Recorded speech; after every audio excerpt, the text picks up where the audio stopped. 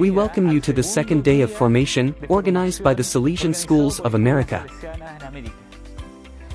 A space to continue deepening the great charismatic and educational heritage left to us by Don Bosco and Mother Mazzarello. The preventive system. The reflection is oriented towards the global educational pact and its harmony with our spirituality. During this instance, we are going to continue knowing some pedagogical practices that show the path made in our educational works. To carry out and implement what was proposed by Pope Francis at this time. At the beginning, let us receive greetings from Mother Chiara Cazuola, Superior General of the Daughters of Mary Help of Christians, and from Father Gabriel Romero, Regional Counselor of the Salesians of Don Bosco.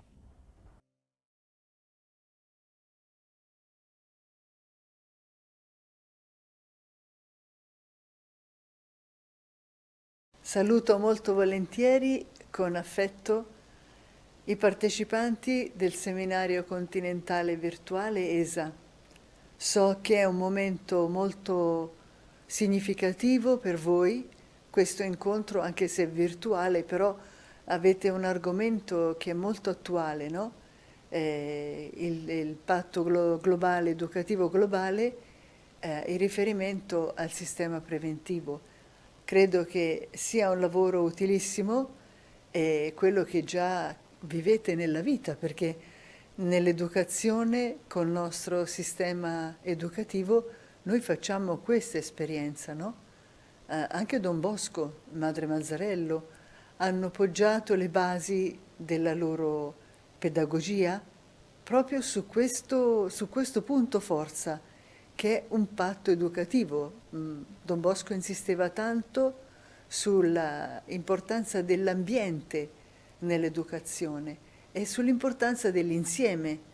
E anche Madre Mazzarello, a Mornese, ha sperimentato subito la forza di un gruppo di persone che si dedicavano all'educazione delle giovani, delle ragazze, ma in questa educazione aveva coinvolto le ragazze stesse, le famiglie. Basta leggere nelle lettere, le lettere che scrive ai genitori delle ragazze che sono interne a Mornese, ma anche le signorine, le insegnanti laiche che Don Bosco mandava a Mornese per fare scuola alle ragazze.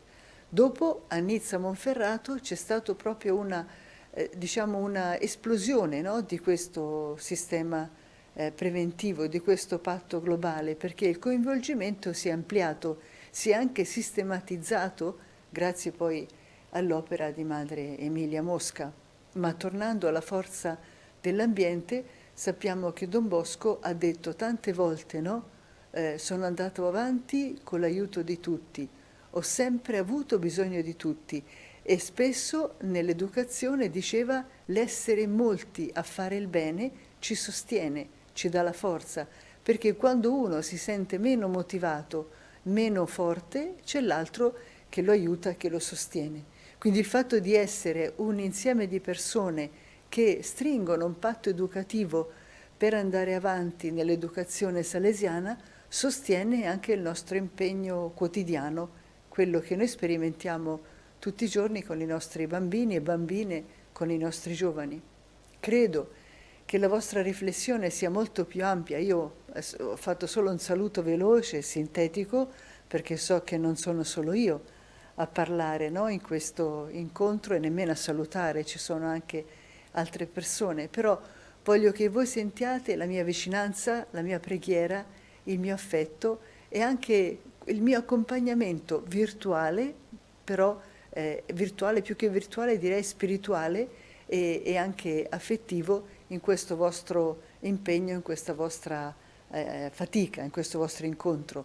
Vi saluto affettuosamente, davvero vi auguro ogni bene. Grazie. It is a pleasure to greet each of you, all the participants of the Salesian School of America, who are gathered online to reflect on the Pope's request to deepen the global compact on education and the link with our preventive system. There is so much to explore, especially on how to foster the protagonism of young people to help them to be truly responsible for the growth and change of our society, to continue to link their families also in all our educational pastoral care, to form pastoral educational communities capable of carrying out the educational and evangelical task, the capacity to listen to each of our young people. The Pope insists on many messages that are very much in tune with our Salesian charism and with the educational, that is, our educational system. May this be the objective of our reflection during these days, and that we may deepen them and derive good fruits to share with the whole region and the American continent. I greet you from Uruguay, where I visited that province, and I hope that you will enjoy it and that it will be a truly productive experience for you, and that it will be a pleasure to greet you and accompany you in this meeting. To illuminate this day of shared reflection, we are going to listen first to the presentation Rebuilding the Global Educational Pact, an ITS harmony with the preventive system. Reflection that Father Fabio Attard shares with us today, who was during the 12 years General Counselor for Youth Ministry, and he currently leads the project for ongoing formation Salesians and laity in Europe. With great joy we are ready to listen to it. Good morning to each single one of you who are being part of this experience of this virtual Congress on the topic of the proposal made by Pope Francis for the whole Church. We can say to the whole world that we are building the Global Educational Pact. I have been asked to share some reflections on this path in regard to our charisma, which is the preventive system. I have been reading what's being published on this path, and we are in a very interesting moment when this proposal has been made. Why? Because at the heart of this message that we are receiving and following, there is a very interesting convergence and a very current one on what we as Salesians live, especially for the young people, at the heart of our own experience and Salesian mission as an educational and pastoral entity. I would like to share three groups of reflections with you. First one, the first reflection we could say has to do with reading the same proposal made by Pope Francis, because it is not enough to know what it contains. It's also necessary to know how to read how it is presented to us, how Pope Francis presents to us the challenge of high-impact global education, reconstructing and strengthening this global educational pact. Pope Francis invites us to overcome this challenge, this path. We have a Salesian mindset, and we are thankful for this opportunity. In the second part of this talk, I would like to propose a couple of reflections and thoughts, aiming at actually seeing the preventive system in its nature, in its identity, in its content, and the types of convergences, or I would say convergences in plural, that can be found between the proposal on the reconstruction of the Global Educational Pact and the preventive system. I believe it is a very interesting point because by studying and reading in depth the proposal made by Pope Francis, we can see a almost natural convergence with the preventive system, with its pillars, with its fundamental points. And let me say that I will finish by sharing with you some ideas and proposals on how we, as members of the Salesian community, everyone involved in the Salesian mission, how we can be part of this opportunity on the global pact and its convergence according to the preventive system and the other way around, meaning what this opportunity means and requests from us. Let me start by making a small introduction on this. As I was telling you, this is an opportunity presented by Pope Francis, which helps us understand, first of all, how this challenge is presented to us. Because this challenge is for us, meaning how Pope Francis sees the possibility of this path towards the reconstruction of the global educational pact. I believe that by reading the proposal made by Pope Francis, I would like to make a presentation, a very detailed one, on this proposal. And let me present 5 small points in this first part. The first thing has to do with the general vision that Pope Francis presents us with. Why? Because the famous speech on September the 12th, 2019, before the pandemic, as we all know very well, was a talk, we can say, that has the capacity to continue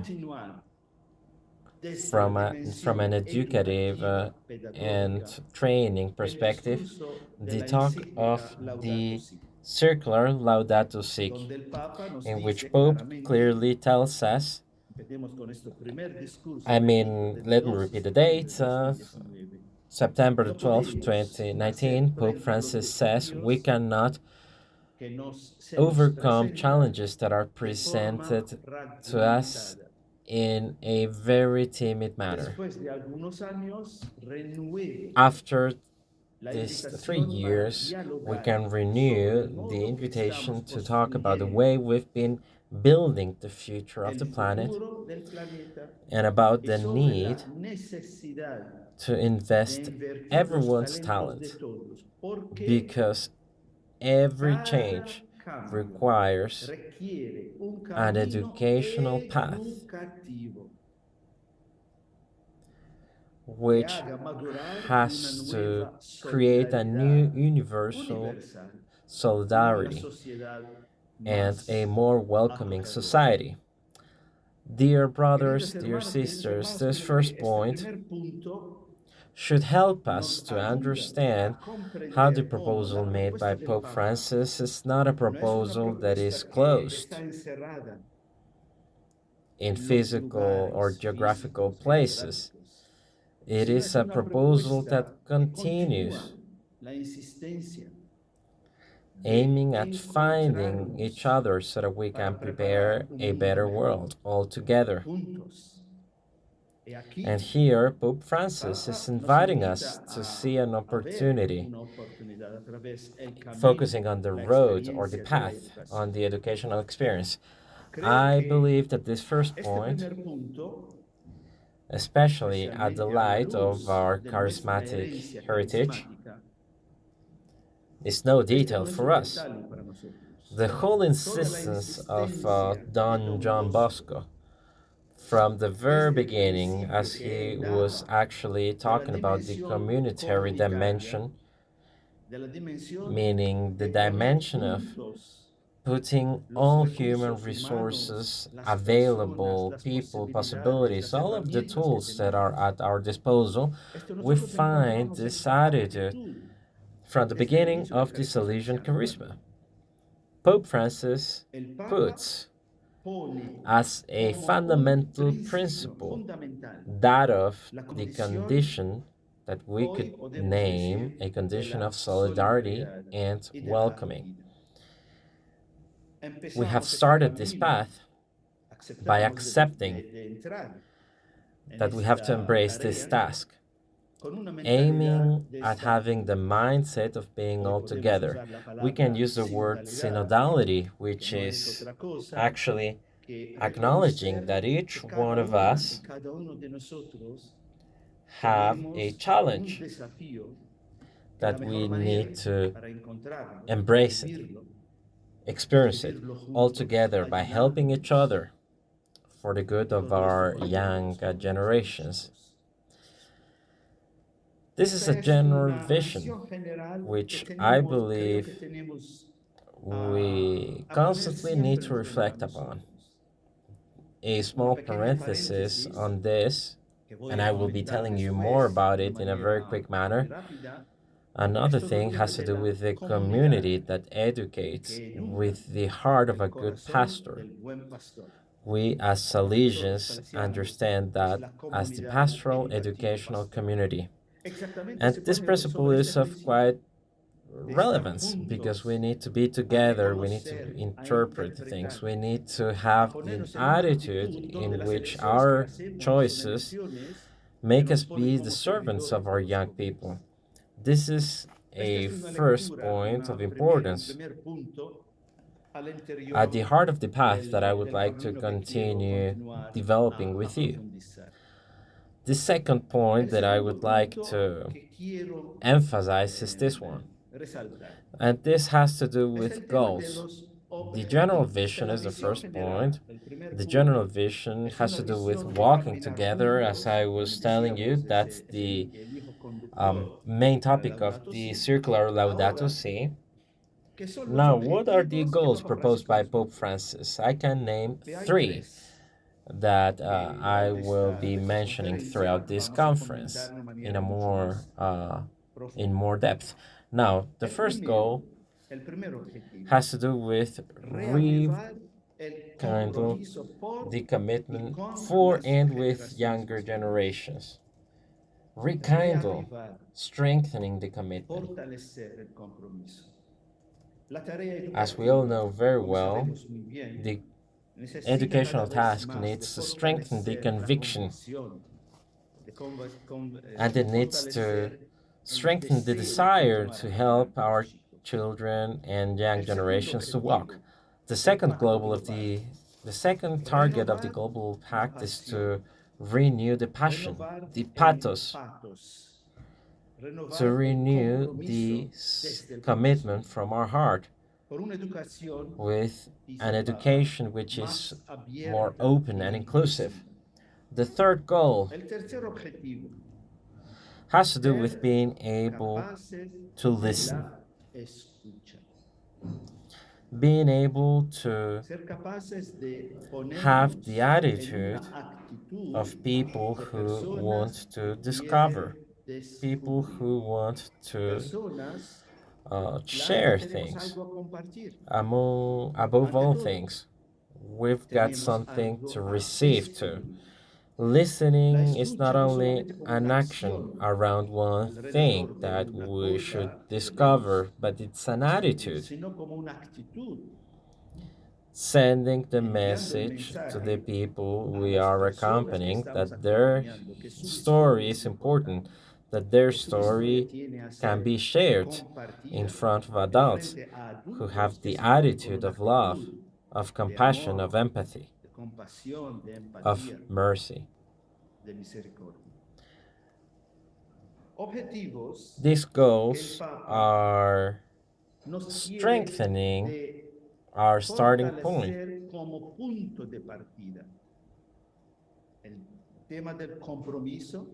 Commitment, pedagogical and educational and professional commitment are to be empowered, and passion, pathos, is to be rekindled. The desire to be with people has to be with there. We should be there to accompany people. And by the end, it's important to know how to listen. A third point within the identity of the Global Pact has to do with challenges. Pope Francis presents three challenges that probably within our training paths, we, through our structures and presences and training processes, have shared with one another. Probably we have had the chance to reflect upon them. The current world, says Pope Francis, is in continuous transformation. And the world is actually going through multiple crises. We are living a change of era. This last phrase is a phrase that Pope Francis repeats several times. The point here is why? Why is he repeating this phrase more and more often? What does he mean by this to all of us as educators and trainers? What does this mean that we are undergoing the change of an era? In other places, Pope Francis continues to dwell on this. Not only does this time contain changes, because here there's a change, a drastic change, a complete, a total one on what we have known regarding language paradigms, the way we communicate, not only what we communicate, but the way we communicate.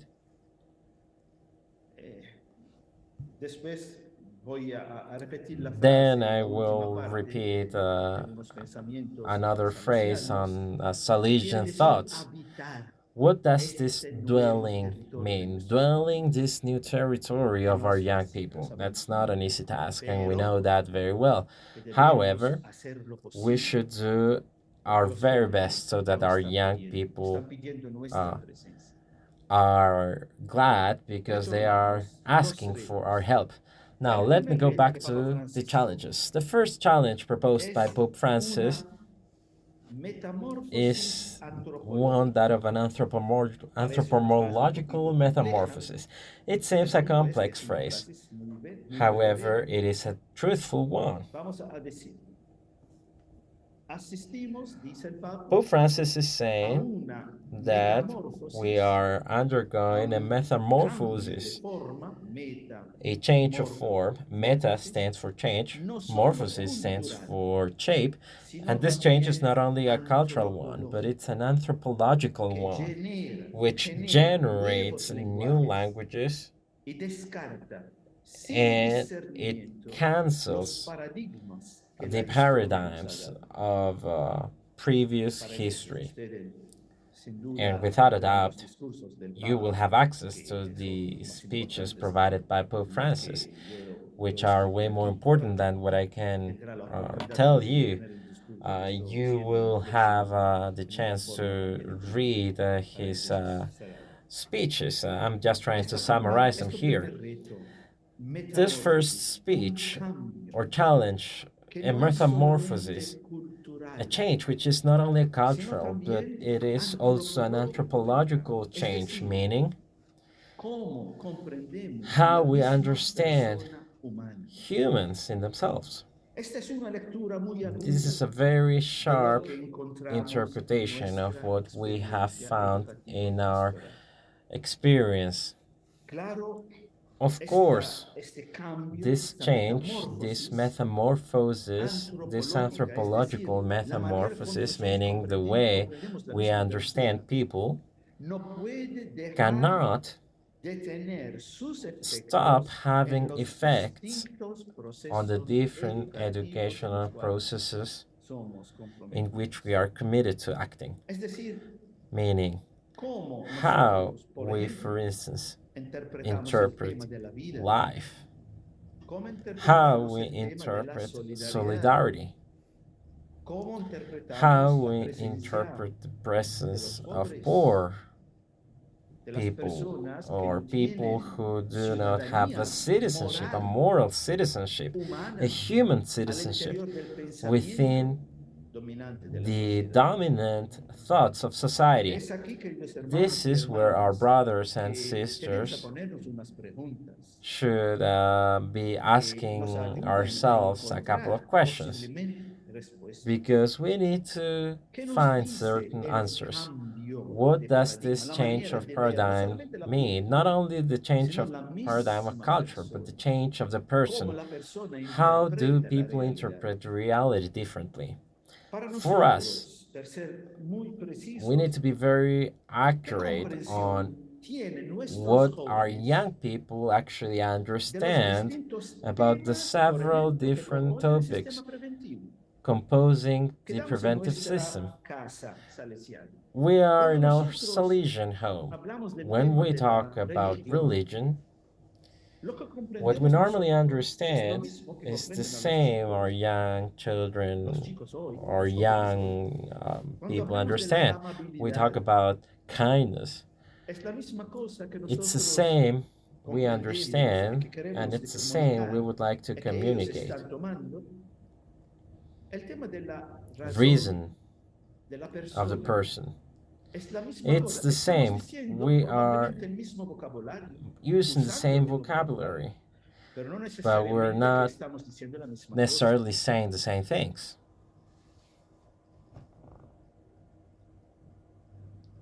Now, the second challenge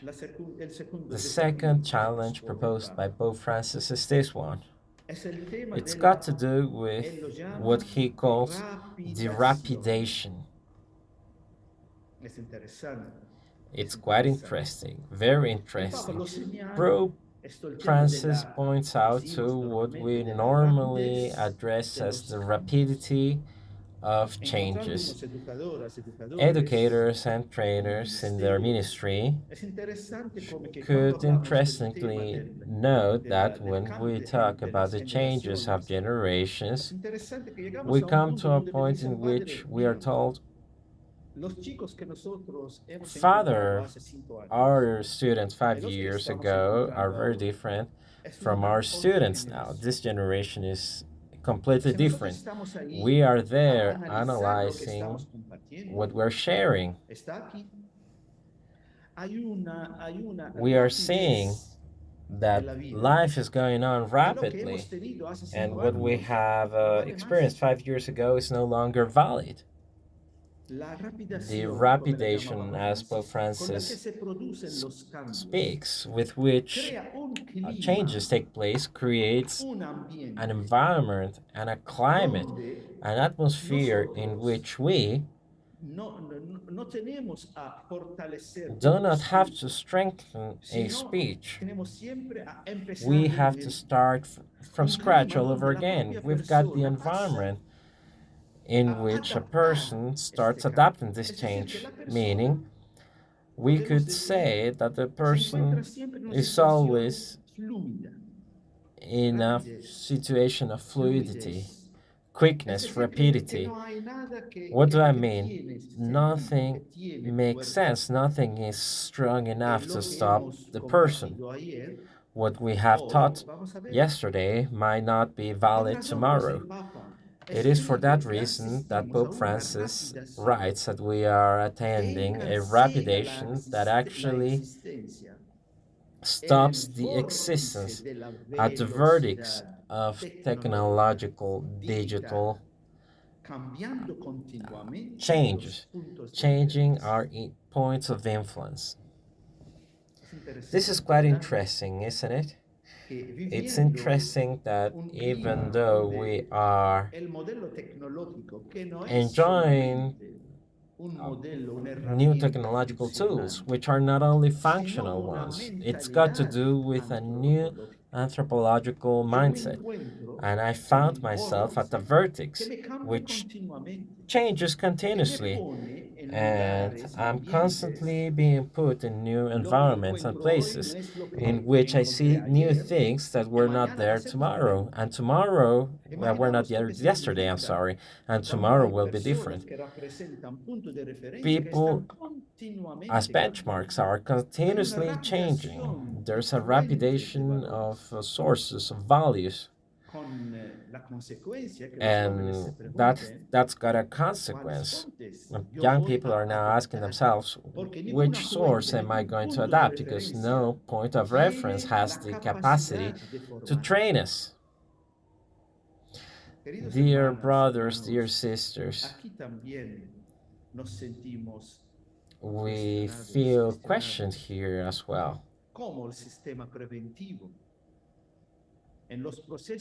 Because the preventive system in our pastoral and educational resources should be committed to the maturation of personalities in these times of rapid changes. What we now teach, we don't know if it will be valid tomorrow. How are we to strengthen and promote an environment of fundamental values? Because the fundamental values of mankind might change. Later on, we will talk about a healthy vision towards the understanding of the human person. We need to have a healthy anthropological vision. That's quite a challenge. The third challenge proposed by Pope Francis invites us to reflect upon the identity. Identity loses its consistency. Dear brothers and sisters, let me invite you to reflect upon these words proposed by Pope Francis. They are presented as a chain. There's a change of paradigm within a framework of quick changes in which human persons or people are still part of a process. But humans tend to lose their consistency. Humans tend to lose their capacity of being humans. The loss of an identity or a healthy psychological structure which needs time to mature and reaching the desired goal. When we are in an environment that tends to change very quickly, there's no time, there's no space for the person to choose his or her own path very calmly. People start or end up becoming part of an anonymous mechanism. We shouldn't be surprised to see that our young people are feeling the weight of having no benchmark, meaning they don't know the where, the why, the what for. When the identity, writes Pope Francis, loses consistency and this psychological structure gets disintegrated in times of never-ending mutations, this contrast with the natural slowness of evolutional or biological evolution that leads to an emotional gap which cannot grasp positive and encouraging signs that a pastoral, educational, healthy environment wants to provide. It's interesting to see how these challenges, and I believe you agree with me, it's interesting to see how these changes are of quick changes, metamorphosis, the sense of a loss of consistency of human identity represent challenges that are at the heart of our educational paths. Now, facing these challenges, what are the responses provided by Pope Francis? This is interesting. Why? Because as good educators, well, Pope Francis is not only limiting to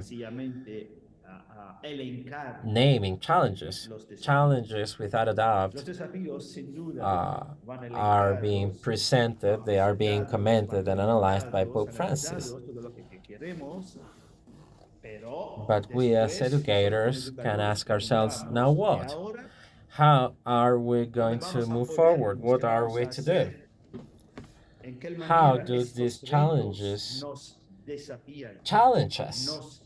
What's our mission? And here, Pope Francis makes two very interesting proposals. Once again, they are very related to our Salesian charisma.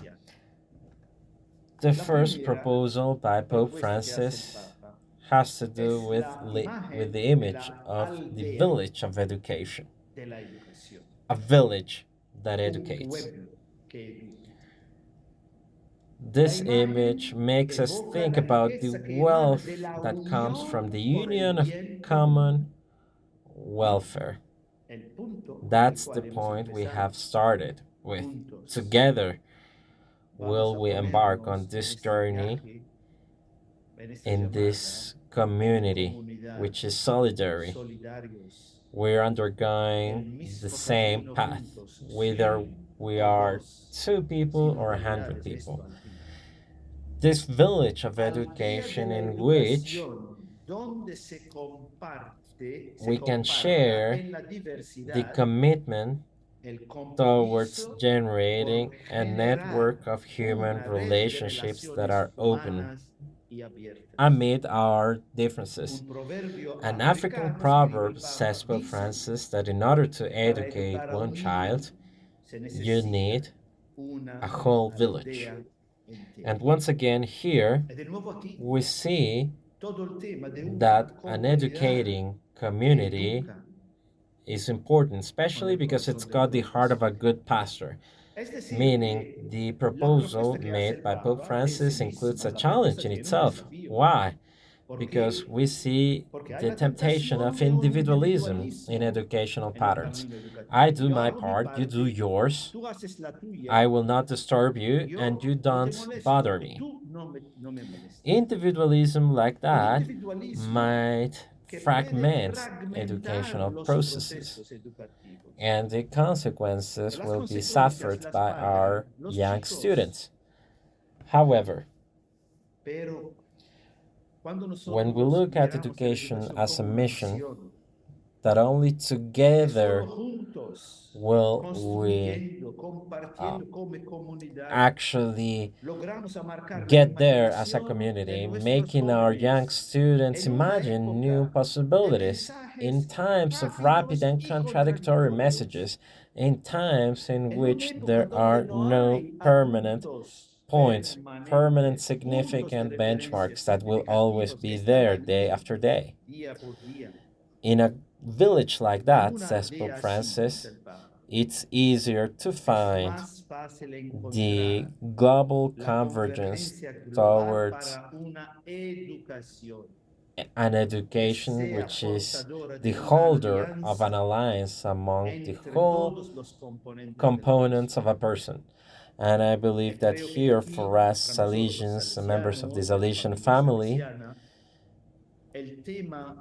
making out of our works presences a a truthful community, it's quite interesting. It's interesting to think about what the spirit of family wants to say here, that Don John Bosco has passed on to us. What does he mean when we've got parents, adults, and young people that are entering a Salesian home for the first time? What do they feel? Do they feel something new? Probably they tell us, I can feel well here. I feel welcome here. What does this mean? We should find the challenge of this village or community as a gift, as a proposal, as a gift towards our young people. And you know it very well as I do. You know that many young people, many adolescents, have only one place where they find loving adults, and that's school. That's the Salesian presence for many reasons. That's the case for many reasons. The second proposal is actually linked to the first one. It's got to do with an alliance, but Pope Francis gives here a second uh, word. It's an alliance that generates, meaning what we normally call collaboration here and now in this educational change is presented with such an urgency that it actually transcends the most important benefits of collaboration. Dear brothers and sisters, this is not about a collaboration. We make alliances not to actually come to do something. This is about being committed to something with the goal that has to do with the present and the future of our young people. Pope Francis says two things: being faithful on this generating alliance, because this is an alliance among all components of a person. Meaning, we're not only going to see the personality of young people simply from the studies, from the capacity to reach goals and academic outcomes, but we tend to see in an unitary form the study of life. What do I mean by this? Talking about the alliance should mark our form to regard the person in a very comprehensive way without actually prioritizing one dimension at the expense of another one. This is an alliance of life, of young people, especially of the ones that need the most, of the poorest ones, of those who do not have sources of love, but only at school. And there's a second dimension of the generating of this generation alliance. This is an alliance among people, among generations, writes Pope Francis, and among them we can find those that have intellectual responsibilities, academic responsibilities, those who can actually make family life better for different generations. Teachers, students, families, and civil societies with their various expressions. I believe that, well, thanks to God, we can be present with works that accompany and educate children and young people. And it's interesting to see that the works in themselves generate educational processes that help people grow. It would be very interesting to go to our works, and it would be very interesting to see the main stakeholders participating at the educational processes, where the spirit of family is created.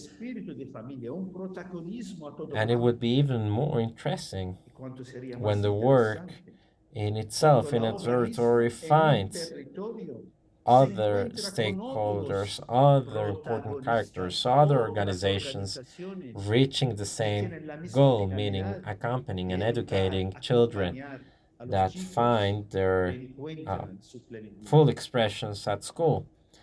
Now, the last point of this first part, let me summarize. We have talked about the general vision made by Pope Francis and his goals, and then about challenges. And these two proposals, the global village and the generational alliance, But Pope Francis continues with three options. The first option has to do with putting the person at the center. And after listening to Pope Francis actually insists on a dimension that, thanks be given to God, in the last decades, all teaching of Pope Francis actually focus their efforts on this, meaning putting people at the center. In our world is intertwined, and we need to find in a healthy anthropology other forms to understand economy, politics, growth, and progress. At the center of all of them should the value of each person should be found. In regard to people and the realities around them, we can propose a lifestyle that rejects the culture of cancellation. Dear brothers and sisters, we need to be careful because even though we might not mean it and want it, without any evil intention, our educational actions might end up leading to cancellation. But we can actually regard everyone face to face as creatures made by God, needing adults to look at them with love, someone that exercises compassion towards them, someone with passion, pathos, with mercy and patience. We cannot admit our works to participate in the culture of cancellation. I am sure that we're doing our very best. However, there are situations, and thanks be given to God, and those situations are unclear, and those situations could end up leading to favoring a culture of cancellation. A second option is the investment of better energies with creativity and responsibility. Education is the way, the path. There's not another one, and we know it. Even though sometimes we have to make choices at the political level, at the civil level too, and they do not necessarily portray this conviction. The important thing here is that we can favor a way in which we actually invest our best energies, understanding that some people have the responsibility of planning. We need to put our best energies for the benefit of the present and the future of our young people. A third option is the following one, proposed by Pope Francis. And this has to do with training. Training people that are available for the service of the community. I am talking from Don Bosco School, and this week we are actually analyzing, contemplating, and studying the life of Don John Bosco. It is so interesting to see that his experience as a small, poor person helped him find, detect, capture, and understand poverty, not only to talk about it, but to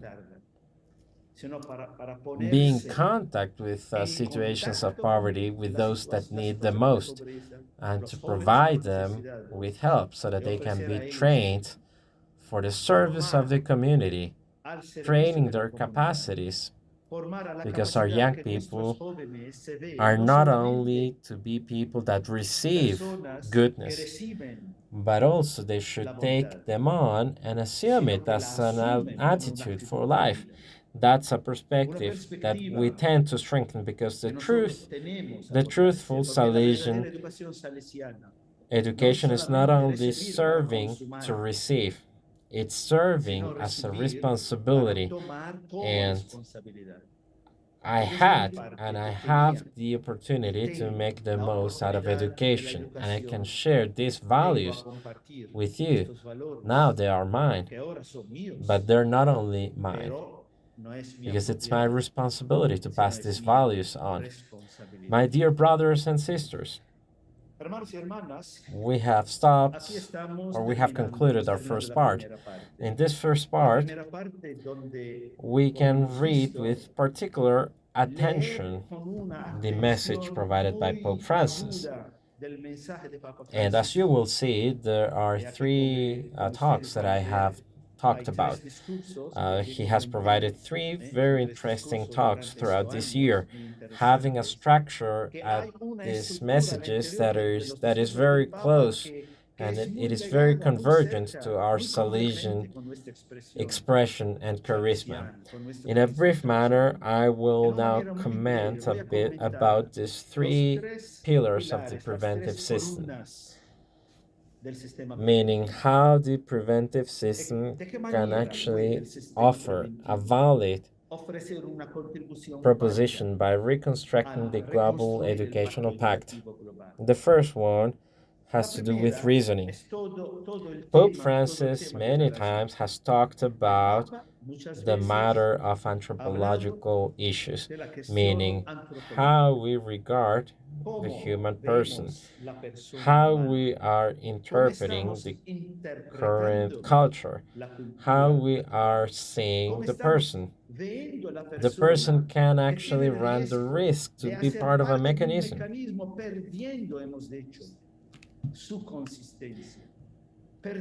And losing its identity, losing the identity to grow at its rhythm without any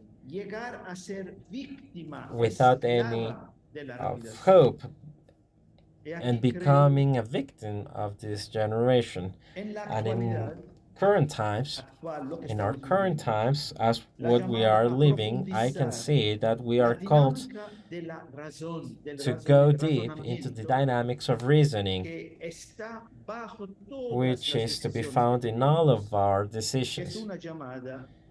And this requires two elements from us, meaning the first one is actually desiring to reach a deep knowledge of the person, knowing the person such as he or she is. Secondly, we tend to put ourselves at the disposal of others as servants. The first thing is to be with the person, to find his or her story without judging, without the temptation of quitting, because as our mankind is actually finding hurt human beings with vulnerabilities.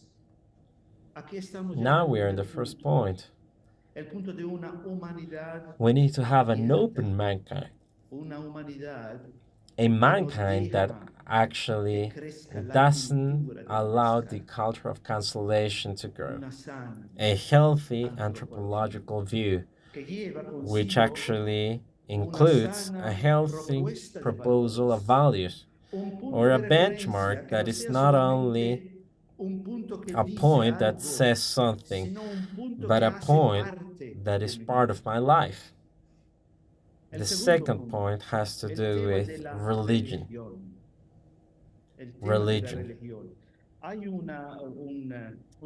There's a speech, a very interesting one, provided by Pope Francis, and he says that we find young people And he says to young people the following phrase: we cannot hide to our new generations the truths that provide sense to life.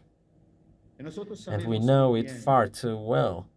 We know that the view from the gospel, from love, from the agape love of the gospel, offers us primarily, but also young people, an opportunity to regard life not only in a human way, but also in a divine way, because life is also divine. Pope Francis wrote in a speech, knowing the fundamental principle of knowing yourself has always oriented education. However, it is necessary not to forget other essential points. Know your brother, to educate the welcoming of others. Get to know creation so that you can take care of our common home. Get to know the transcending, to actually educate about the great mystery of life. This is very interesting. For us, this means very much. This is a comprehensive training that can be summarized in knowing oneself without a doubt, knowing our brothers, knowing creation, and transcending to. And he continues, we cannot hide to new generations the truths that provide sense to our life. Dear brothers, dear sisters, this question has to do with the type of educational and pastoral processes that we are favoring. And as you can conclude, this is not about what we have been doing. This is about what we are understanding, because as I regard these challenges and I assume them as mine, the first thing is listening. I have to listen the stories of our young people. I have to be part of their story. I have to dwell their territories. And it is within these human dynamics that includes kindness, which is the third point that I will tell you more about. This actually opens us the circuit of life. This is the second pillar of the preventive system. Kindness is not something regarding human romance. Kindness is novelty. Pope Francis talks to us about two news or novelties. The first novelty is educating towards love as an essential thing, and educating towards service. But my dear brothers and sisters, how can we educate our young children towards service if our presence is not communicated by this convention? Young people believe they listen. Yes, but before doing so, they want to see. When they see that there are adult educators that are at the service of others and that are educating for others, well, they see a consequence with much conviction. The second novelty commented by Pope Francis is this one. And this is a constant element in his teaching. This has to do with the attention towards younger generations, together with the attention towards young adults. And this is interesting because Pope Francis continuously talks about these dimensions. He says that we should accompany these two categories of people. This is what he wrote. The fragility is synonym of beauty. The elderly and the young are like delicate jars that should be taken care of. Both of them are very fragile. It's interesting to see how we are living in a society that whenever there is lack of love towards the elderly, unfortunately, that's the reflection of lack of love and mercy towards the most needy young people, a generation that asks to be loved before all, accompanied. There you see a capacity of compassion and a potential for compassion and mercy. The second part, well, I went through it very quickly. In this third part, let me conclude. I would like to offer 5 small tasks. And I would just present the titles because there are other moments in which every pastoral and educational community can go into much more detail into this. First of all, we as educators tend to strengthen, in fact, it is urgent to strengthen convictions, deep convictions, and clean and authentic convictions.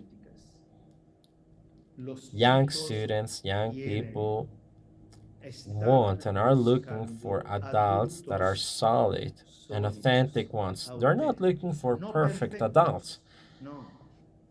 They are looking for adults having a united personality, adults that want to live in a very calm manner, knowing that we also have our vulnerabilities. But they want to see our gifts, whether they are big or small, whether they are numerous or very limited ones. That doesn't matter. Each one of us has talents. Some people have 1 talent, others have 2, others might have 5. But all of us have talents. Each one of us has talents and gifts. Dear brothers and sisters, we need to live this in a very authentic way. That's what our young generations are requesting from us. And a second proposal, at a very brotherly level, human training, spiritual training, and charismatic training. It is fundamental, my dear brothers and sisters, for us to be trained. We also undergo moments of difficulties. We become tired. Sometimes I find myself very tired too. We need to find spaces of training, of human training, spiritual training, and charismatic training, because what we can offer to our young students needs to be taken care of and it needs to be strengthened. A third point that I have already talked to you about has to do with learning to dwell in the new territories of young people. It's not an easy task. It's not an easy task, but it doesn't matter, because sometimes when we are sharing moments with young people, they let us know, "Father, you're not understanding anything." And I very calmly replied, "That's true. Please, help me." And young people help me. Why? Because even though they know that I need to understand their language, their metaphors, their ways to communicate, they are looking for adults that are with them. Even though they have vulnerabilities, difficulties, and limitations, we need to dwell in their territories, because when we dwell in their territories, we are there because we love young people. A fourth proposal, availability to listen. Availability to listen young people and availability to listen to ourselves. Listening to people or to young people is not an action. It's an attitude, my dear brothers. We should do the same among ourselves. We should listen to ourselves. We really need to listen to each other. We should listen to each other as we listen to young people. We need to strengthen the community dimension. We need to be a community that educates with the heart of a good pastor. At the end of the day, we are called to be prophets. A prophet is not someone who predicts what will happen tomorrow. No, no, no. A prophet is someone who communicates what is happening in his heart, in the deepest part of him, where the image of God dwells. The deepest part where I am alone with him. St. Paul says that the body is the temple of the Spirit. My dear brothers and sisters, let's discover that the Lord is alive and is dwelling in my heart and in your heart. Let's bear that in mind. Let's be joyful, but also let's share that joy with others. Let's share the gift of who we are, not only the gifts we have. Let us share the talents our God has given us. Let us not keep them for ourselves alone. Let me conclude by mentioning this deep desire of mine in my heart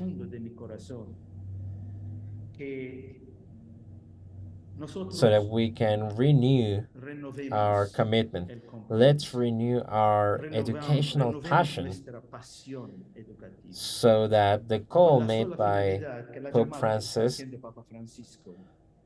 finds acceptance in us, members of the Salesian family, so that we are not only people who analyze and commend what Pope Francis says, so that we can become people that are main stakeholders, characters, authentic testimonies, true followers of Don John Bosco. Many thanks and God bless you.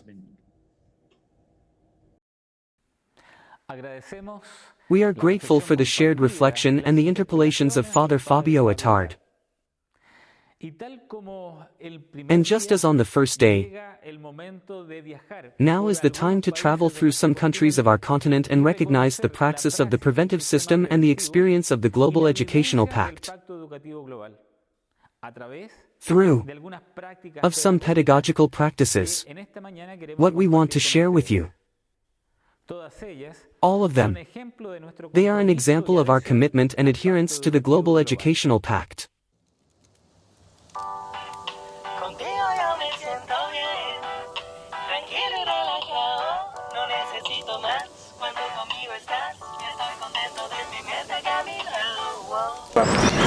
Bienvenidos a la obra salesiana de Monte Salvado. Nos ubicamos en medio de la naturaleza, como pueden apreciar, del distrito de Yanatile, provincia Calca, región del Cusco.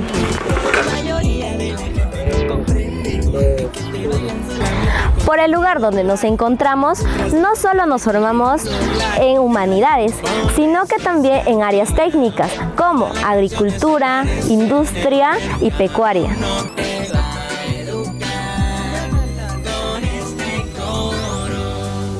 Contigo yo me siento bien, tranquilo y relajado, no necesito más. Cuando conmigo estás, y estoy contento de tenerte a mi lado. Como en la playa, contigo yo me siento bien, y el sabor de tus besos me derrite, que me suben y me bajen, ya sé que mi cuerpo entero se agita.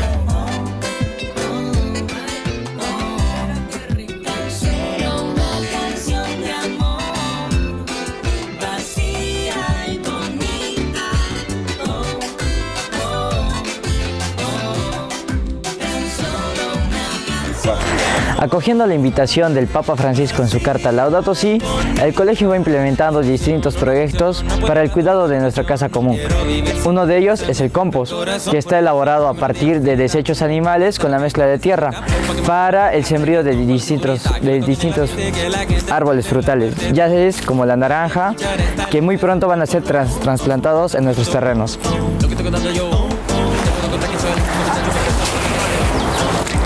Ahí podemos ver algunos árboles florales y otros frutales como el cacao.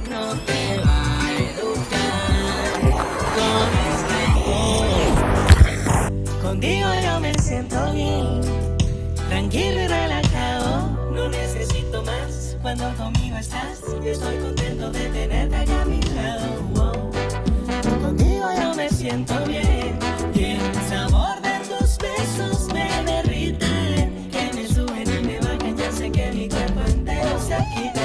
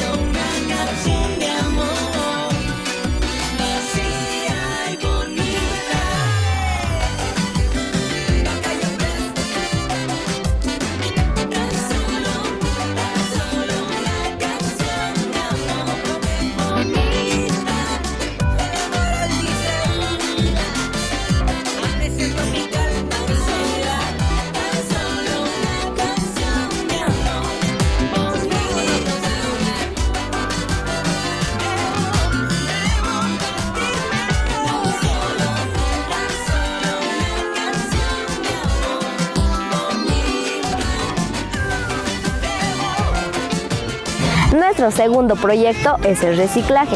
Lo que nosotros hicimos era concientizar a cada uno de nuestros compañeros para que nosotros podamos tener un ambiente bonito y saludable. Pues de la siguiente manera nosotros pudimos reciclar lo que son botellas, baldes, entre otros materiales.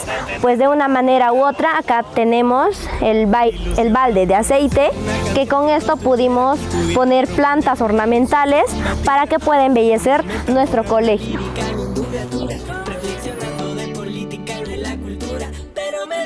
El lema que inspira a nuestra institución es "Quiero formar al hombre cultivando el campo".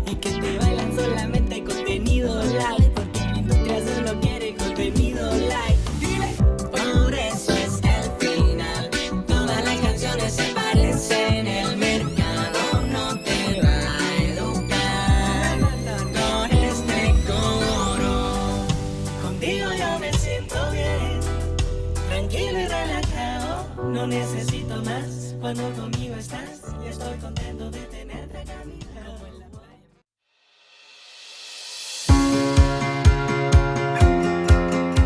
El Colegio Salesiano Santo Domingo Sabio, ubicado en la comuna de San Ramón, al sur de la región metropolitana de Santiago, se comprometió con la educación medioambiental de niños, niñas y jóvenes, con el fin de promover el cuidado de la tierra y el uso de energías renovables, formando así ciudadanos respetuosos, críticos y conscientes de su entorno, capaces de ser ejemplo para sus pares en sus ambientes educativos y familiares. Es que desde nuestro proyecto educativo y proyecto curricular hemos impulsado objetivos de aprendizaje que tengan relación justamente con generar conciencia del medio ambiente, y entendiendo que somos una escuela también TP, ambos acciones, tanto la brigada como los paneles solares, nos van a ayudar en primer lugar a generar conciencia a nuestros estudiantes del cuidado de la casa común. Y en segundo lugar, por supuesto, poder fortalecer los objetivos y habilidades que requiere el siglo XXI para los estudiantes que van a egresar de la especialidad de electricidad.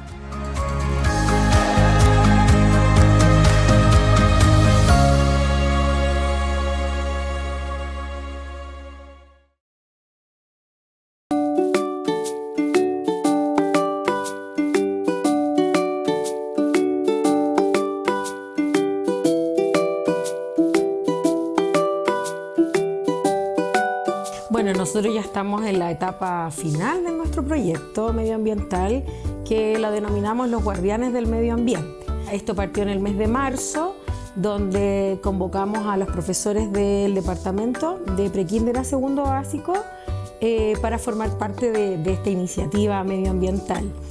Tuvimos un proceso formativo, las docentes, y también pudimos formar una brigada escolar medioambiental.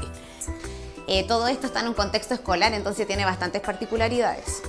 Entonces, cuando vimos de qué se iba a tratar el proyecto, generamos 4 módulos de aprendizaje con un experto en planificación de esta temática y ciudades sustentables. Entonces, él nos ayudó a definir los núcleos temáticos, que fueron 4 en total, 2 para la preparación de la gestión de residuos en relación a la normativa legal en Chile, los puntos limpios, la diferencia de los residuos. Y luego vinieron 2 módulos más de el diseño e implementación de huertos escolares. Y luego vino toda una preparación didáctica sobre cómo implementar lo que nos habían enseñado con nuestros estudiantes en el aula.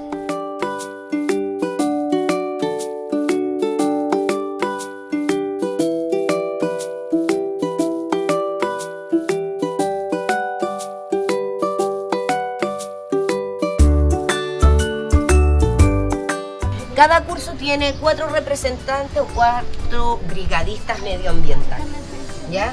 Ellos después vienen con sus cursos y ellos también educan a sus demás compañeros acerca del cuidado de nuestros cultivos. Y lo primero que hicieron ellos fue utilizar esta tierra, rellenar los maceteros.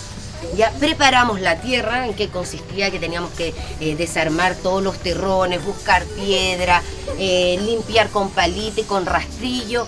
Posterior a esta limpieza de tierra, los niños recibieron sus semillas de diferentes alimentos, las plantaron y tuvimos que esperar ahí un tiempo, más o menos como 2 semanas, donde los niños de igual forma venían igual a cuidar estas semillas, les agregaban agüita aquí, limpiaban entre medio sacando tierra, y aquí ellos participaron en todo este proceso de crecimiento de nuestras plantas.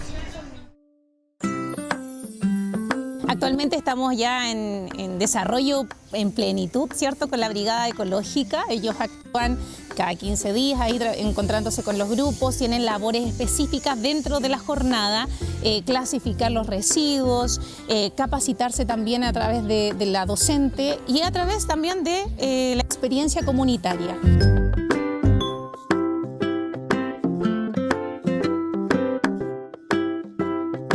Miren, bueno, la parte del reciclaje es una de las partes del proyecto de Niños y Niñas Guardianes del Medio Ambiente. Organizamos a este grupo de hermosos brigadistas ya que fueron capacitados en la clasificación de residuos, el manejo de reciclaje, ya, y ellos en sus cursos son los responsables de orientar a sus compañeros e incentivarlos ¿para qué?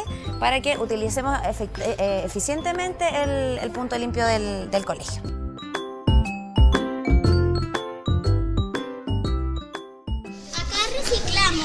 Por ejemplo, tapas de botella o botellas. Acá reciclamos papel y no hay que echar papel higiénico como dice la imagen.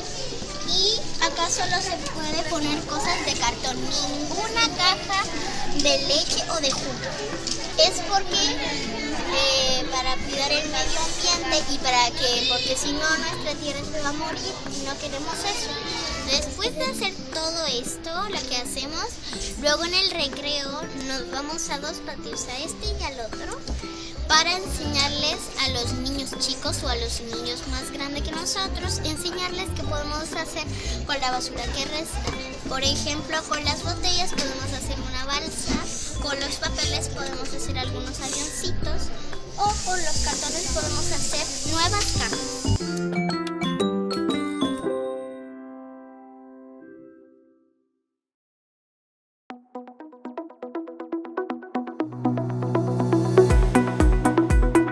A través de la Fundación FIRA, la Irarrázaval Valcorrea, nos hemos asignado este proyecto.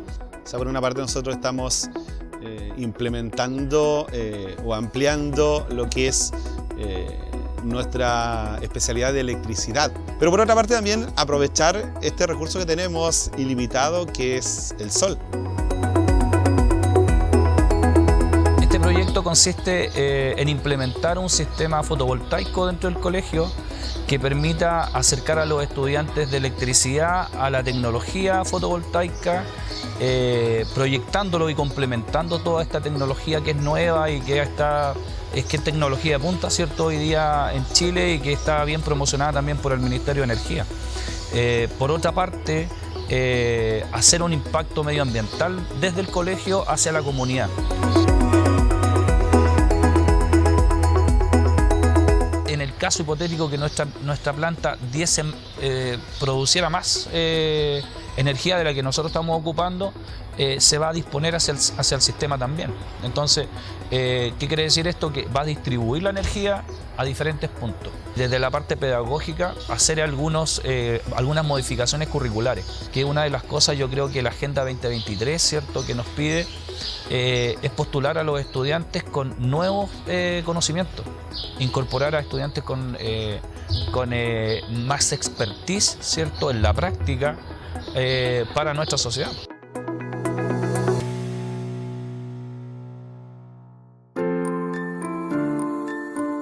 Nosotros como escuela, como comunidad educativa, no solamente formamos académicamente a los niños, sino que de una manera integral. Y ese es como el propósito y lo que nos tiene más a nosotros entusiasmados, poder entregarle a los niños una formación de calidad en todos los aspectos, incluso con la conciencia con nuestro propio planeta. El poder entregarles a ellos esta herramienta y sentir que a ellos les motiva, ¿cierto?, que quieren hacerlo, que quieren transmitirlo también a su casa, a su familia, es lo que nos enriquece y nos llena de energía para seguir trabajando. Permear a los niños de esta visión ambientalista desde que son pequeños es mucho más enriquecedor, porque al final van a ir creciendo de manera mucho más sostenible y mucho más consciente con el medio ambiente. Tienen que ser capaces de entender que todas las acciones que ellos toman, todas las decisiones que toman, tienen un impacto en el medio ambiente. Yo me siento muy orgullosa de estar acá en el Domingo Sabio en este momento, en donde podemos formar al buen cristiano y al honesto ciudadano en su integralidad, no tan solo en la competencia que requiere la educación formal, sino que también la conciencia que nos pide también el Papa en la encíclica Laudato Si, que es cómo cuidamos nuestra casa común. Así que me siento muy feliz de poder acompañar a esta comunidad en este camino hacia el cuidado de la casa. Ustedes son los guardianes del medio ambiente. Excelente, los felicito.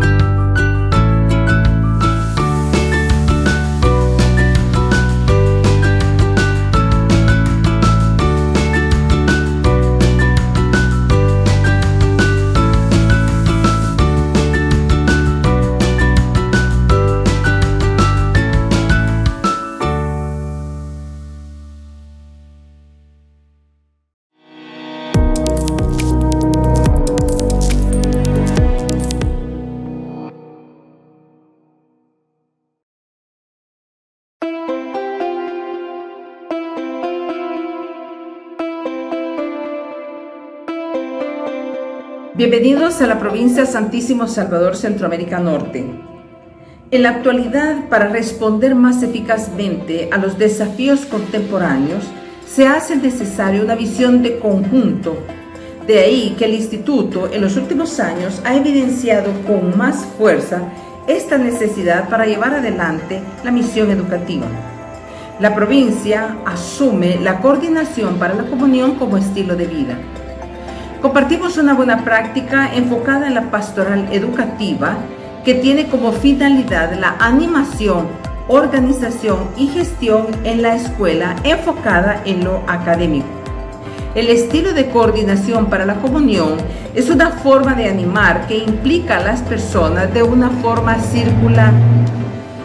Juntos, FMA y laicos promueven la unidad vocacional, la calidad de presencia educativa, la vivencia de la comunión, las formas de convivir en diálogo y espíritu de familia, el conocimiento y la comprensión de la cultura, especialmente la cultura juvenil, la maduración de una mentalidad abierta y flexible, Nace entonces el equipo de gestión educativo pastoral integrado por la directora como responsable y eje de la animación y gobierno, la coordinadora general, que es la pastoralista, la coordinadora o coordinador académico, la coordinadora o coordinador administrativo, responsables de animar toda la gestión misional de la escuela.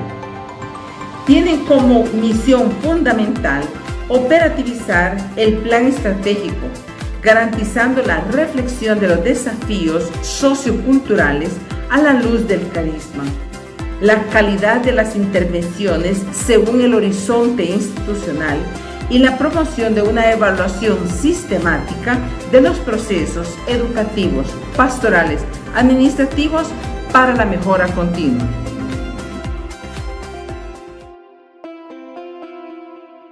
Viva Jesús, un cordial saludo. Soy Ivane Castro y pertenezco a Coordinación Educativa de Colegio Santa Inés. En esta oportunidad quiero manifestar mi experiencia del equipo de gestión educativa. En el año 2015 se implementó a nivel organizacional la integración de laicos para que junto a las hermanas religiosas se llevara a cabo la misión de liderar los diferentes procesos educativos. Es una gestión administrativa de gran aceptación y reconocimiento, ya que la comunidad educativa está identificada con las funciones que desempeña cada uno de los miembros que la conforman.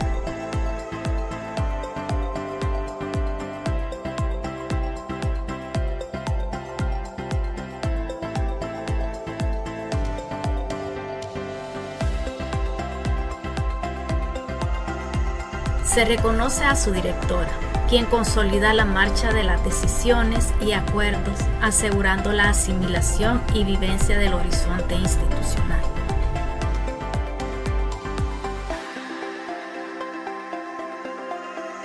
También a la coordinadora general, que es el referente más cercano a dirección y comunidad religiosa.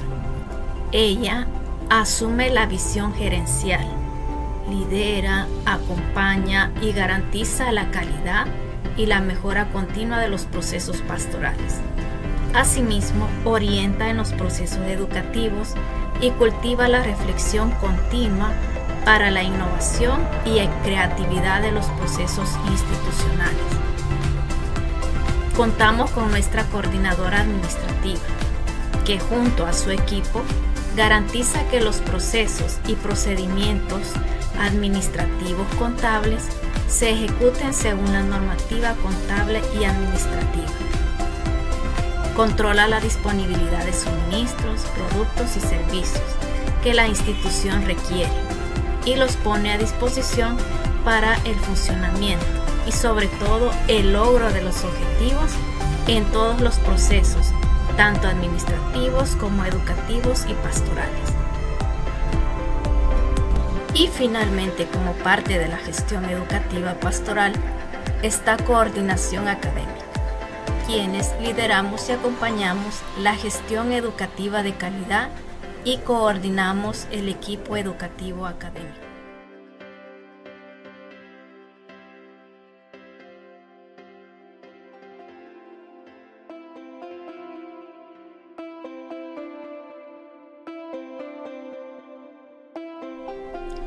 En mi experiencia destaco los siguientes elementos. Trabajo en equipo.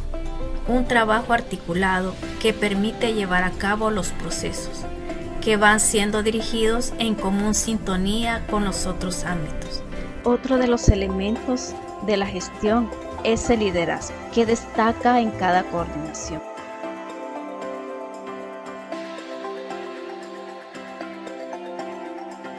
Otro elemento es las frecuentes reuniones, las cuales programadas cada semana permiten dar seguimiento a las actividades y misión de ser de cada coordinación. La toma de decisiones en consenso, que permite determinar acuerdos institucionales y realizar un trabajo más horizontal, que busca animar a que todos los miembros participen y como fruto de ello se genere un ambiente más familiar y de carisma salesiano. Comunicación asertiva y oportuna, un elemento fundamental para el diario convivir. Este tipo de comunicación nos permite dialogar con calma y respeto, orientando a la mejora de las relaciones interpersonales, saber delegar y fomentar la participación. Con todos estos elementos a favor de la gestión educativa pastoral, puedo concluir que es una experiencia muy enriquecedora. Puedo asimismo mencionar algunos elementos importantes que son necesarios. Es indispensable y preciso la presencia de hermanas religiosas, ya que son el referente del carisma salesiano. Su presencia y permanencia permite conocer y orientar la vivencia educativa con sentido de pertenencia al carisma, consolidar y fortalecer la filosofía institucional y dar seguimiento a las decisiones institucionales. Otro aspecto es favorecer los espacios de las reuniones y mantener una comunicación fluida entre los miembros del equipo para llevar a cabo todos los procesos educativos y alcanzar los objetivos propuestos con calidad y excelencia. Sin lugar a duda, el equipo de gestión conformado por la hermana directora, la coordinadora general, las coordinaciones educativa y administrativa son de gran relevancia en la misión educativo-pastoral de las obras de las Hijas de María Auxiliadora, abriéndose desde el ámbito local hasta el nivel provincial.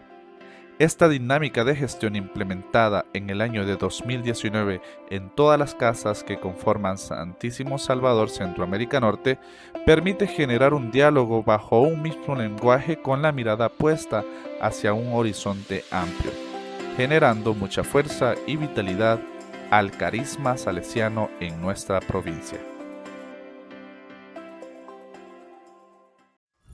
Complejo Educativo Católico Ana Guerra de Jesús.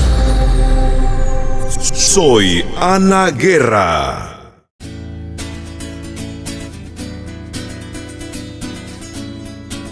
Complejo Educativo Católico Ana Guerra de Jesús.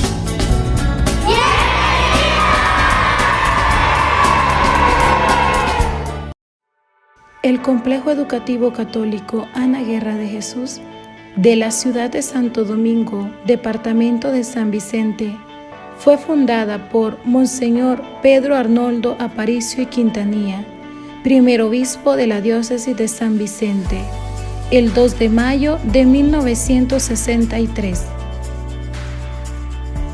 Esta institución es propia de la Asociación Hijas del Divino Salvador y nace con el objetivo de educar a la niñez y juventud de forma integral para hacer de ellos buenos cristianos y honrados ciudadanos.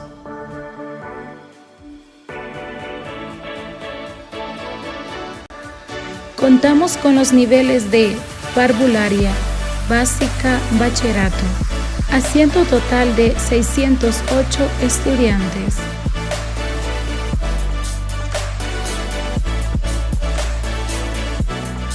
Laboramos en esta institución 30 docentes, entre ellos 13 religiosas hijas del Divino Salvador. Como institución hemos promovido la iniciativa de un pacto educativo global para reavivar el compromiso por y con los jóvenes, capaz de la escucha paciente, del diálogo constructivo y de la mutua comprensión.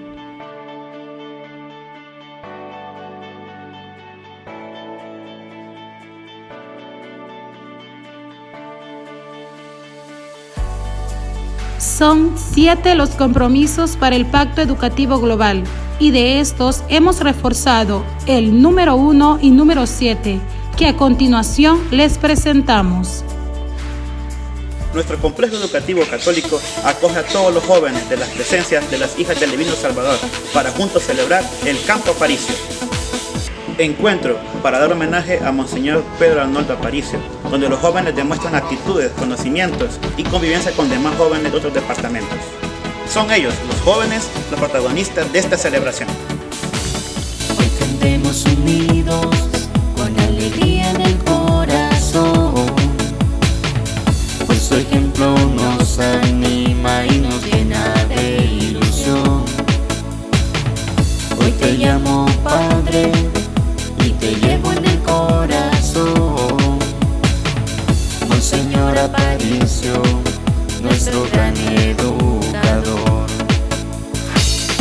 y auxiliadora, fue tu gran devoción, fue salvar las almas, tu mayor preocupación. Con valentía afrontaste los encargos del Señor, y los niños y jóvenes tu mayor motivación. Por eso hoy alcemos la voz y cantemos tu brillo, con humildad y unidad alcanzaremos la santidad. Por eso hoy alcemos la voz y cantemos tu brillo, con Jesús y María, por la eternidad, por la eternidad. Hola, mi nombre es Alexis Omar, soy el docente de la materia de inglés y junto con el docente de ciencias realizamos actividades en nuestra institución que nos ayudan a tener un cuidado especial de nuestra casa común, el planeta Tierra.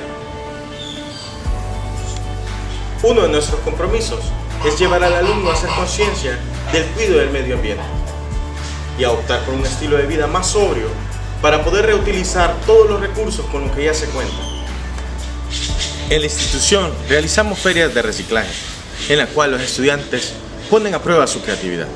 En ese año pudimos observar diferentes tipos de creaciones que ellos hicieron. Por ejemplo, camas, sillones, desde alcancías hasta locales donde ellos pudieran atender gente, turistas. Es de verdad para nosotros un gran logro poder ver cómo los estudiantes hicieron de algo que ya no era utilizable, algo nuevo, algo que se pudiera poner en práctica en la sociedad.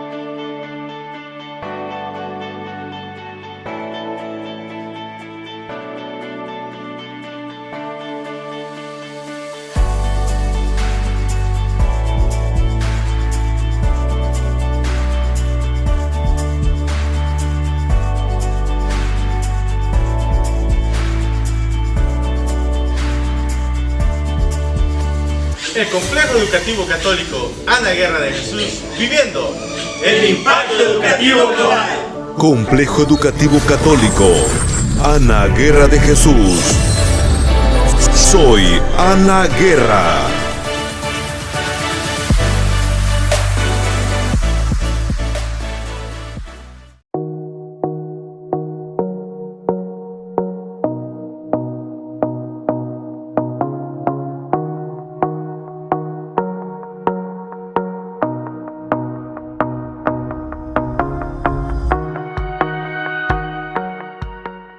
El Colegio Padre Luis Bariara, en conjunto con el área de matemáticas, se une para mostrar con alegría y regocijo las buenas prácticas pedagógicas empleadas en nuestra institución educativa, que apuesta al Pacto Educativo Global, aportando desde la transformación, el Evangelio, la solidaridad y el carisma salesiano victimal, con una manifestación de fe, amor, comprensión y fraternidad. Para nosotros es realmente importante acompañar la educación desde la sugerencia del Papa Francisco, bajo la esperanza, la inclusión y el amor a nuestra casa en común. Esto incluye niños, niñas, jóvenes y adolescentes, al igual que familias y diferentes entidades gubernamentales.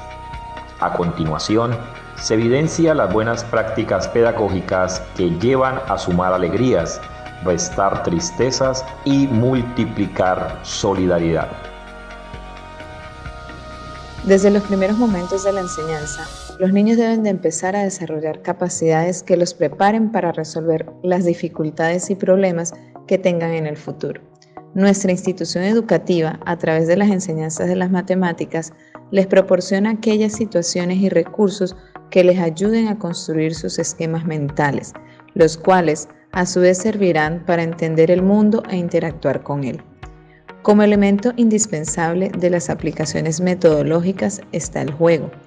A través de él se estimula la competencia, la participación y se desarrollan las competencias básicas para la evolución del pensamiento lógico-matemático. Las matemáticas están presentes en nuestras vidas y nuestra sociedad se fundamenta de cálculos matemáticos. Por eso, pretendemos que podamos conseguir un mayor dominio de estas herramientas de una forma amena y divertida. Los escenarios pedagógicos son un espacio para el aprendizaje donde los niños y niñas logran a través del juego, el descubrimiento y el interés interiorizar saberes. En este momento está presente Sobariara, lugar que simula un hermoso zoológico donde escribimos, leemos, contamos, sumamos, restamos, solucionamos problemas, nos reímos, pintamos, creamos y construimos juntos. En estos ambientes de aprendizaje logramos transversalizar conocimientos encaminados en desarrollar y fortalecer habilidades, destrezas necesarias para el nivel de preescolar, para la edad y el desarrollo de cada estudiante. Por eso nuestro mayor propósito es enseñar en pastoral desde el amor y practicar desde la fe y el carisma en busca de niños y niñas íntegros, felices, que aprendan para la vida. Hola, hola a todos, bienvenidos a nuestro escenario pedagógico La magia de emocionarte intensamente. Hoy les queremos presentar nuestra cajita mágica de la felicidad o también llamada cajita Mackinder. Nuestros niños ingresaron al mundo de la suma, resta, multiplicación y ahora la divertida división con este maravilloso proceso. Consiste en colocar los elementos de conteo en la caja grande llamada dividendo y repartirlas en las 9 cajitas pequeñas llamadas divisores. Nuestros estudiantes tendrán que hacer la repartición de estos elementos en los divisores y el resultado de la división es la cantidad de elementos de conteo que hay en las cajitas pequeñas. Lo más divertido de esto es que aprendemos jugando y que estamos también ayudando al medio ambiente, porque nuestras cajitas mágicas están hechas con material reciclable. Estamos felices de haber compartido con ustedes nuestra gran experiencia. Esperamos verlos pronto. Adiós. Educar es ayudar a que los estudiantes aprendan a conocer bien su mundo, teniendo en cuenta las necesidades. Por eso, se implementan las tecnologías en la educación. Así tienen una clase más didáctica y entretenida que ayuda a mejorar la calidad, teniendo su proceso de enseñanza más ameno. El pensamiento matemático en los niños permite crear habilidades y competencias que contribuyen al desarrollo cognitivo de los estudiantes, lo cual podemos ver evidenciado en las competencias que se generan de las olimpiadas internas o externas de matemática. Buenos días, mi nombre es Valentina Flores Vallejo de grado 10º y gané las olimpiadas externas de matemáticas. Considero que este tipo de actividades permiten medir nuestra capacidad y ponen a prueba nuestro conocimiento, activan nuestra mente y reflejan todo el trabajo que los maestros han hecho con nosotros. Estoy muy agradecida con Dios y con ellos por esta gran oportunidad y porque cada día me enseñan nuevas cosas y permiten darme cuenta que todo lo que he aprendido desde la primaria lo podría aplicar en mi futuro. Gracias. El ser maestro en los niños, jóvenes y adolescentes se trata no solo de transmitir el conocimiento alguno de la ciencia y sus bellezas, sino además se trata de hacer de sus vidas propias una obra de arte, de ayudarles en forjarles su sentido cautivador a su existencia, en encontrar en Dios la misericordia y compasión que hacen y convierten la fe como un acto constitutivo, esa fuerza interior que nos habita, esa que nos mueve a la manera de Jesús a situarnos frente al dolor del otro para actuar, hacer algo, disponernos a servir, a salvar. El arte de la educación conlleva ilimitadas experiencias significativas que de la mano del conjunto de cualidades personales vinculadas a la capacidad que tiene el ser humano de relacionarse con otros, le permiten al estudiante convertirse en personas de logro, éxito y de buen desempeño en cualquier labor. Así que el llamado que debemos como escuelas católicas hacernos es a realizar el tránsito entre lo conocido y lo desconocido, entre lo nuevo y lo viejo, entre el ya y el todavía no, de la vida y sus realidades. Traigamos a nuestra memoria la realidad que en estos días nos habita. ¿Qué situación quisiéramos iluminar con estos elementos y con el Evangelio, que conlleven a encontrar pistas de posibles respuestas, caminos de intervención? ¿Qué rostros, nombres están detrás de estas circunstancias? Hagamos de la vida un conjunto de ilimitadas experiencias significativas.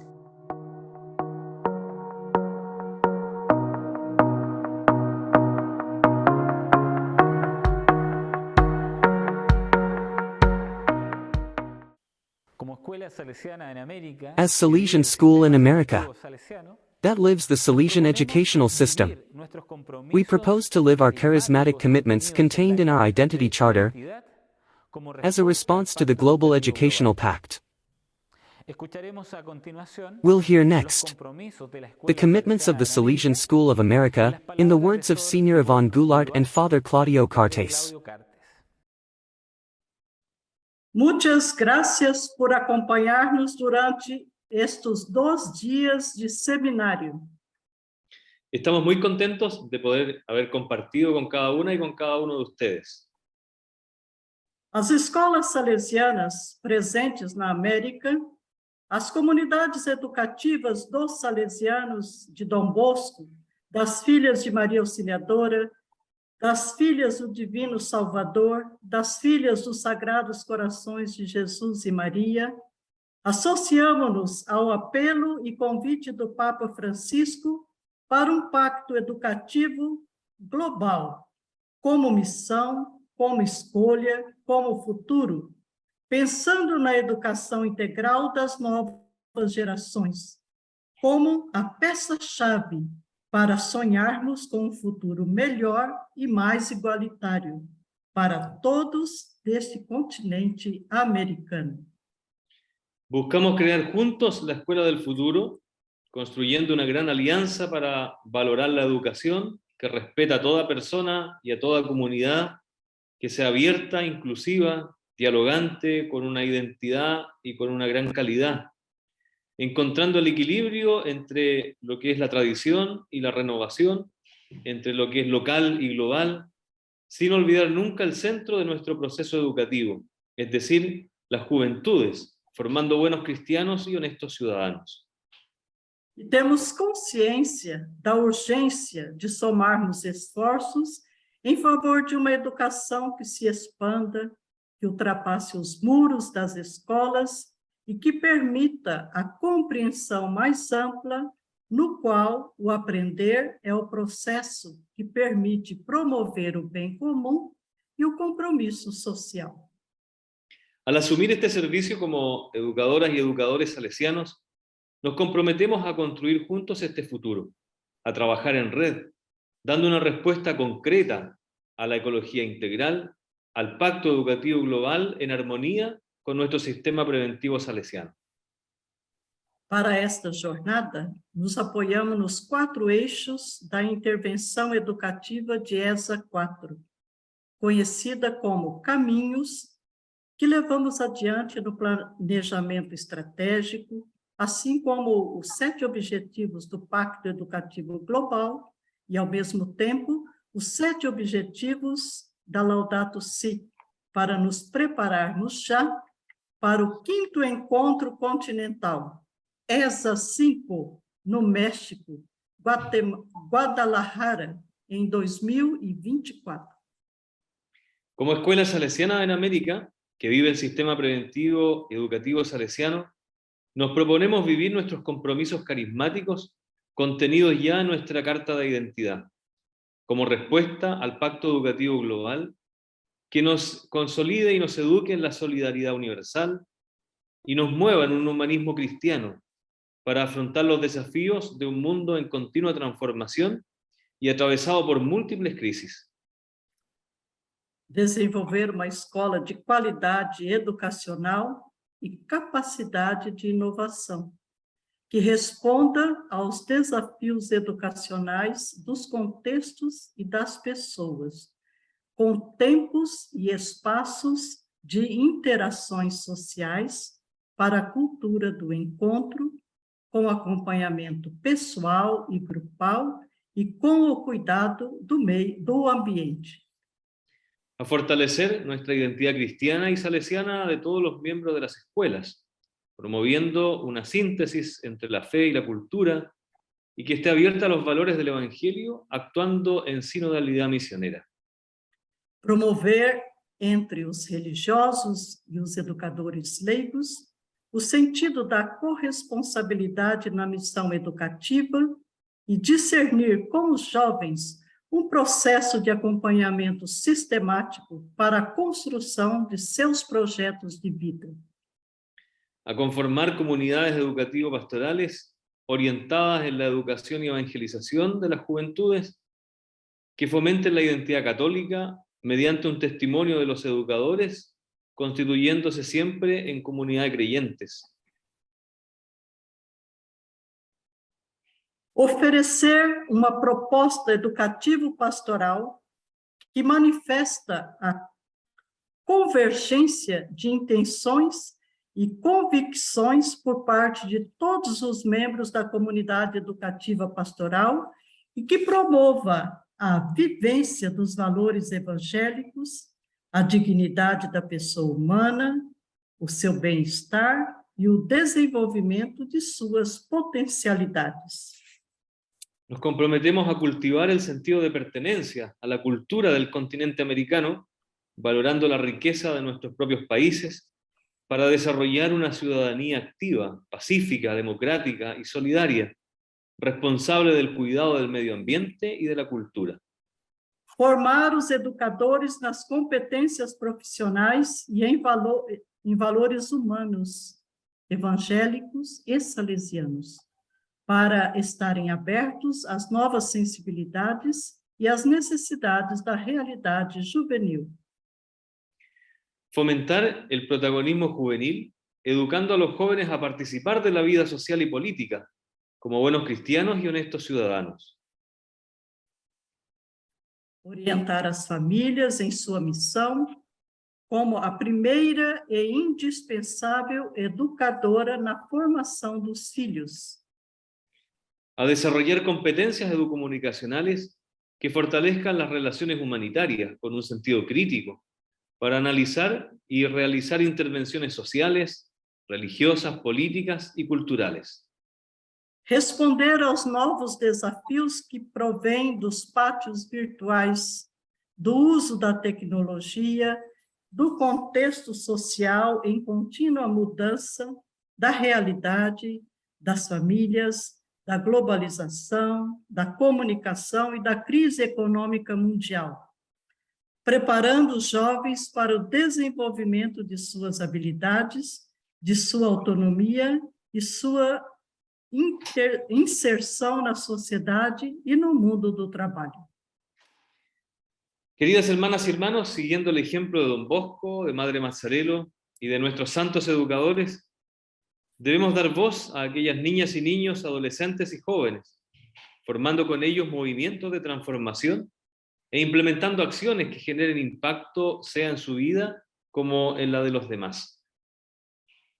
O Pacto Educativo Global é apelo para cada comunidade educativa salesiana e para cada pessoa de boa vontade, porque todos, de maneira pessoal e comunitária, contribuem para a qualidade dos ambientes e contextos nos quais se realizam os processos educativos de cada casa salesiana. Queridas educadoras y educadores, al finalizar este seminario que hemos preparado como Escuela Salesiana de América, queremos agradecer a todos por su gran participación y a las regiones y conferencias por su gran compromiso.